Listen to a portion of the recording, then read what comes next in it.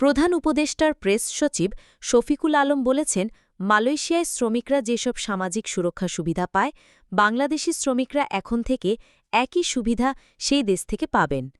এছাড়া মালয়েশিয়ায় যারা যান তাদের ইংরেজি ভাষায় দুর্বলতা রয়েছে বা অনেকে মালয় ভাষা খুব সহজে রপ্ত করতে পারেন না। তাদের জন্য বাংলা ভাষায় অভিযোগ দাখিলের সুবিধা প্রাপ্তির কথা প্রধান উপদেষ্টা সফরে আলোচনা হয়েছে। বৃহস্পতিবার ১৪ আগস্ট ঢাকায় ফরেন সার্ভিস একাডেমিতে উপদেষ্টা পরিষদের বৈঠক নিয়ে আয়োজিত এক ব্রিফিংয়ে এ তথ্য জানান তিনি। গত ৩ দিন প্রধান উপদেষ্টার মালয়েশিয়া সফরের বিষয়ে প্রেস সচিব বলেন, মালয়েশিয়া সফর খুবই ফলপ্রসূ ছিল। আমরা বলবো এটা একটা ল্যান্ডমার্ক ট্যুর ছিল।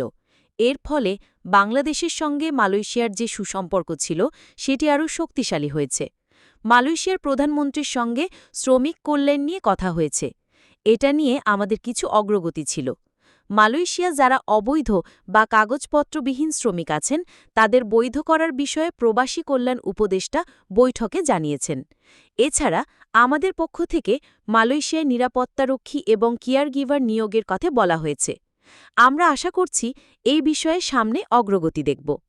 একই সঙ্গে মালয়েশিয়ায় বাংলাদেশি শিক্ষার্থীদের কাজের সুযোগ দিতে গ্র্যাজুয়েট প্লাস প্রোগ্রামের কথা বলা হয়েছে। তারা বলেছেন এটা নিয়ে কাজ করবেন। শফিকুল আলম বলেন, আমরা খুব দ্রুত মালয়েশিয়ার সঙ্গে ফ্রি ট্রেড এগ্রিমেন্ট করব। মালয়েশিয়া থেকে আমরা $3 বিলিয়ন খাদ্য ও অন্যান্য পণ্য আমদানি করি। আমাদের মধ্যে যাতে বাণিজ্য আরও ত্বরান্বিত হয় সেই জন্য এফটিএ নিয়ে আলোচনা খুব দ্রুত করব। ইতোমধ্যে আমাদের সঙ্গে জাপান, সিঙ্গাপুরের এফটিএ নিয়ে আলোচনা হচ্ছে।